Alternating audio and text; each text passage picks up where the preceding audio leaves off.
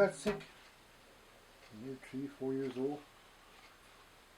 And my grandmother took me to her dad. Drove with him. That old man didn't speak English. Speak Ojibwe.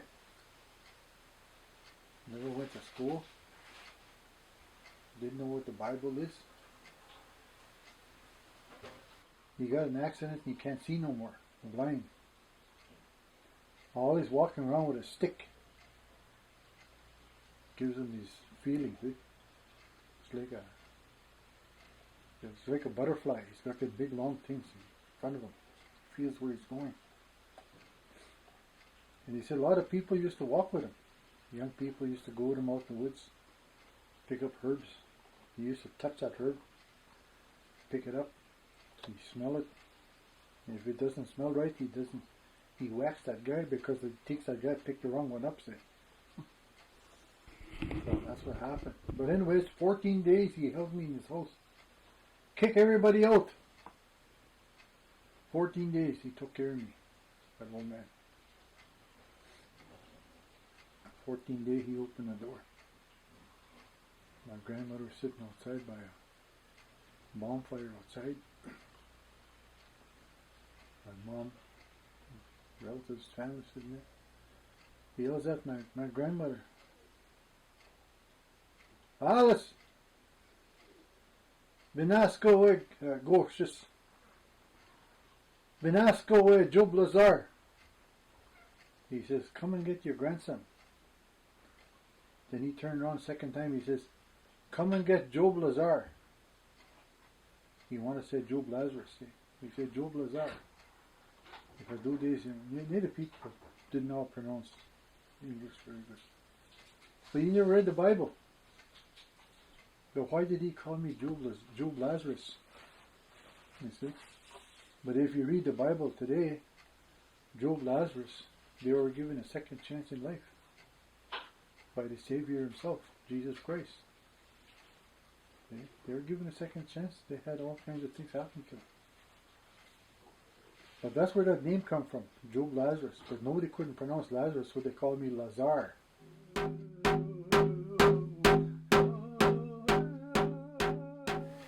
Now, last couple of years I've been trying to tell these people over here, do not hunt that wolf, leave him alone. Leave him alone, he's not hurting you. Wolf's not going to hurt you. Leave them alone, let them go through that cycle. Let them go through it. Well, they're killing all the deer, they're killing the dogs, they're killing the cattle. Well, you see, the thing is, you think about it, they're not doing that because they want to. They're doing that because they need to. They need to change that perception about the way things are. Things are happening on this earth. They're trying to do that. But just like if you clear cut an area and you replant it, you put new forest back in. That's what they're doing. In different manners. The deer, there's so much deer, they'll stop. At a certain point they'll stop hunting deer until that deer gets back into where it's supposed to be. Same thing with wolf. Wolves, they'll have a pack. 12, 15, pack, 10 maybe, 8 pack, you know. They push each other out when they get bigger. Just like us as human beings, what we're supposed to do. When our children or adolescents, we're supposed to take care of them, teach them. And when they become mature, then on your own.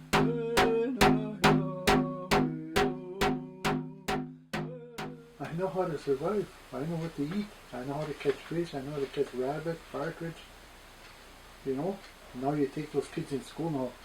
A lot of missionary kids this generation, no, younger generation, they're totally lost. They lost everything. They don't even know how to speak their language.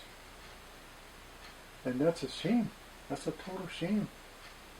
Because what happened back in the day, the governments came by, he says, you're just wasting time, you can't drum, you can't dance, it's just a waste of time, you should be doing something productive. Now what did he want them to do productive? What did he want them to do? So by doing that, he took away their inherent rights. They stopped drumming, they stopped ceremonies, they stopped dancing, they stopped singing, they stopped having a good time. But they learned how to kneel on the ground for hours at end. To pray for what? Pray for who? They didn't know that. Right? But when I was growing up as a kid, couldn't learn to speak English, couldn't speak English at all, but my grandparents said, you don't have to kneel down, but sit down. Think about the person that created all this for you. Think about that person that made it possible, made this world. Look at the flowers, look how they smell, wildflowers. Look at how it sounds, the creek when it's running, the creek, you can hear that creek running. Water. Sounds beautiful, sounds peaceful, relaxing. These are the kind of things that we were told. These are the kind of things that we were taught. How to walk around in the woods without getting hurt. Right?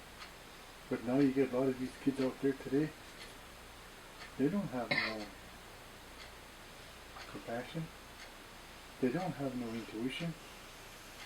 They don't have no experience of really living. The only kind of experience that they got is being dictated and controlled. Their life is taken away from them.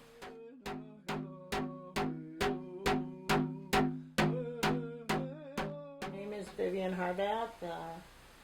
I was raised in Pine Point, and I'm Ojibwe, and my father had some French on his side, which took a spattering of being a full blood away from me.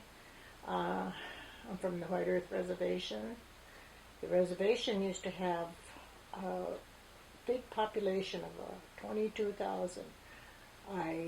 Today I don't think it's that high. There's a referendum that they're trying to change because you have to have per quantum. You have to be a certain amount of have Indian blood and in you, according to your relatives, your grandparents, your ancestors, and if you don't, then you do not qualify to be on the tribal rolls. Because of my father's spattering of French and me not being a full blood, my children were allowed to be enrolled, and but none of their children have. And so I guess I'm for this referendum that they change that.